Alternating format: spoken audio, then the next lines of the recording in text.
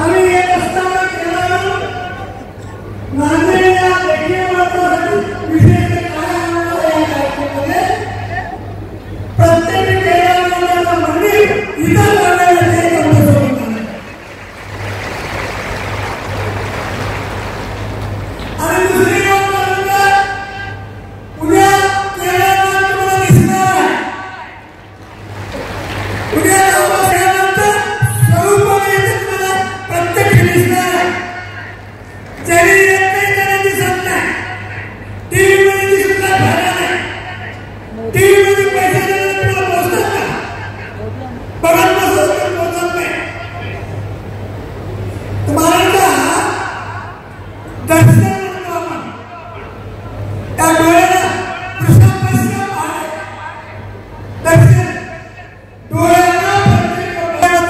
सकाळी 10 वाजता येणार ते दिसणार.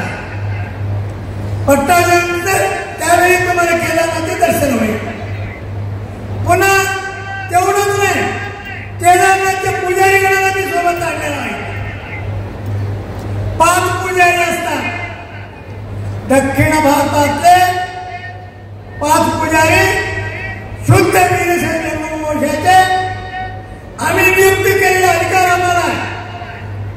संपूर्ण केदारनाथाचा देखभाल करण्याचे अधिकार आम्हाला रावल जगद्गुरूंना आहे. प्रधानमंत्रीला नाही, मुख्यमंत्रीला नाही, राष्ट्रपतीला नाही, परंपरेप्रमाणे केदार जगद्गुरूला हे अधिकार आहे. त्यामुळे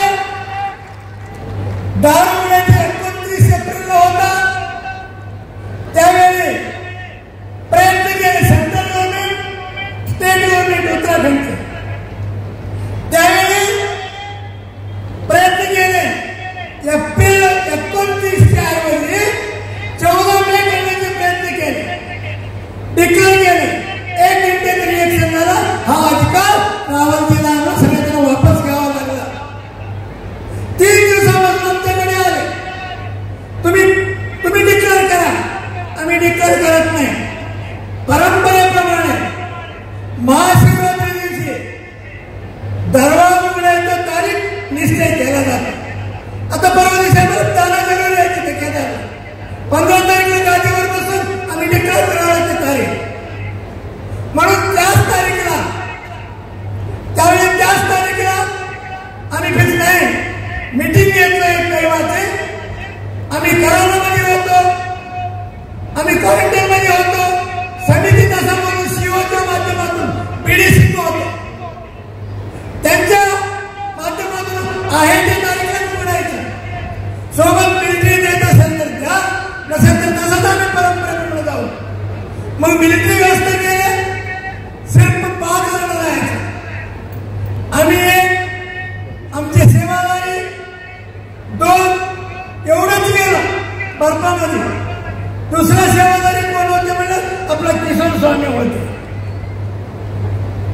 एवढंच बर्फात 14 फूट बर्फावर जाऊन दार उघडावं लागलं. एक दिवशी उशीर असताना त्या शंकर पुजारीने पत्र लिहून दिले, आज काल उद्या किंवा मी सगळ्या परंपरा पूर्ण करू. अशी परंपरा सर्वाधिकार अशी एक प्रकारचा पुजारीगण आणि त्यांना घेऊन आलेला नुसतं आलं नाही, राजकीय शासन. तिथले आमदार पण आलेला आहे. तिथले आमदार तिकडे विधायक म्हणतात. आशा नोटियाल खडे होकर की विनंती केली. आशा नोटियाल केदार क्षेत्राचे आमदार आहे.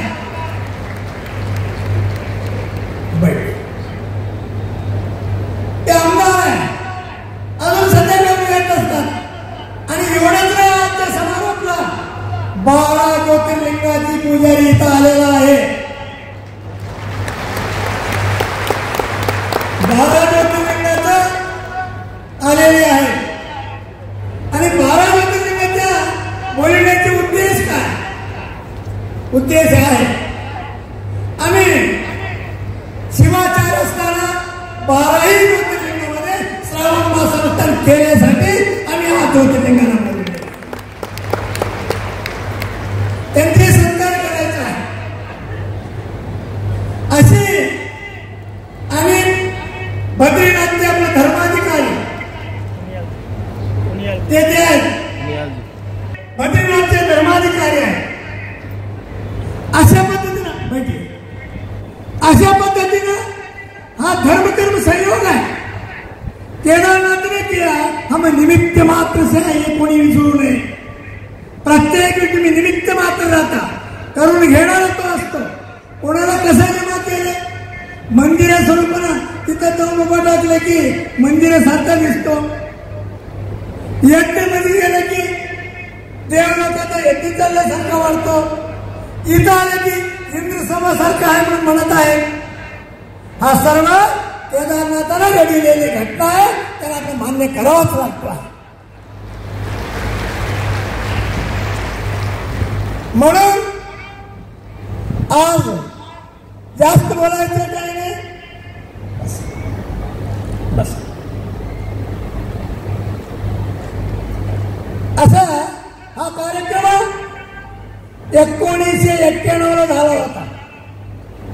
91 विशांती यज्ञ आम्ही शिराळांच्या मठावर शिवाचार असताना त्यावेळी मोठा झाला होता. त्यावेळी आपले गंगाधरराव कुंटुरकर, धर्माधिकारी साहेबराव बाळकर, माधवराव पांडागडे, सीतारामप्पा हेटलारे, शिवराज देशमुख असे मंडळी होते. आज त्यांचे संतान करत आहे. आता इथं बसलेले आपले गंगाधरराव कुंटुरकरांचे चिरंजीव राजेश कुंटुरकर आहेत. असे इथे सर्व मंडळी आहेत. असे त्यांचे पुत्र आहेत. या काळामध्ये आम्हाला चिंता राहत नव्हती. एक वेळी संयोग होत होता, आता बार बार बघावं लागते. एवढंच फरक आहे, दुसरं काय. कळू लागले सगळ्यांनी, रात्रांनी जेव वाढू लागले, लाखो लोकांना प्रसाद येत आहेत. म्हणून आजच्या समारंभाला आज इथं शिवकथाचा आज समारोप असताना देखील कल उन्होंने यहाँ पर 10 बजे केदारनाथ के साक्षात दर्शन लेकर हो जाने वाले हैं. शुभ रहने वाले शुक्ला जी शुभ रहने वाले. पट्टाभिषेक का रजत महोत्सव का वो भगवान केदारनाथ यहाँ पर आएंगे, दिखाएंगे आपको. और करके वो कर जाने वाले हैं. और अनेक शिवाचार्यगण आए हुए हैं, आलेले आहेत. संध्याकाळी 7 वाजता सभा संपन्न होणार आहे, धर्मसभा. आता हे शिवकथाचा समारोप आहे. त्या समारोपामध्ये त्यांना आम्ही समितीतर्फे विशेष रूपाने भार उचललेले आहे.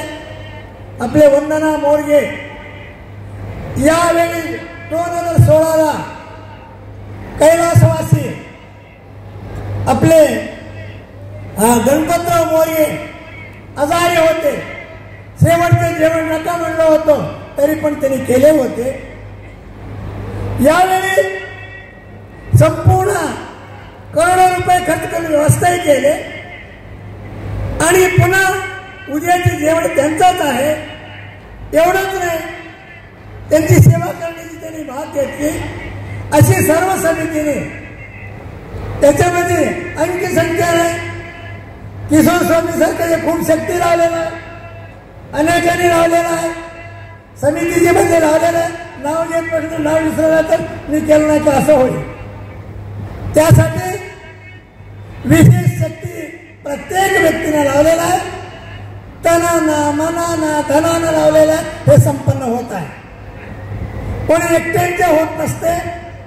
त्याच्यामध्ये मानव कुलकोटीची शक्ती आहे. मी कोण आहे कोणी विचारलं नाही. स्वतः मी एक भक्त आहे. या दृष्टीने सेवा केले त्याने भगवंताने दोन्ही हाताने त्याला फळ देणार आहे. म्हणून आता जास्त न सांगता संध्याकाळची सभा आहे, म्हणून आता आरती होईल. आरतीच्या नंतर त्यांचा आशीर्वाद होईल, कथाकारांना आशीर्वाद होईल. त्यांच्या झाल्यावर 12 ज्योतिर्लिंगाची पुजारी आलेले आहेत, त्यांना आशीर्वाद होईल.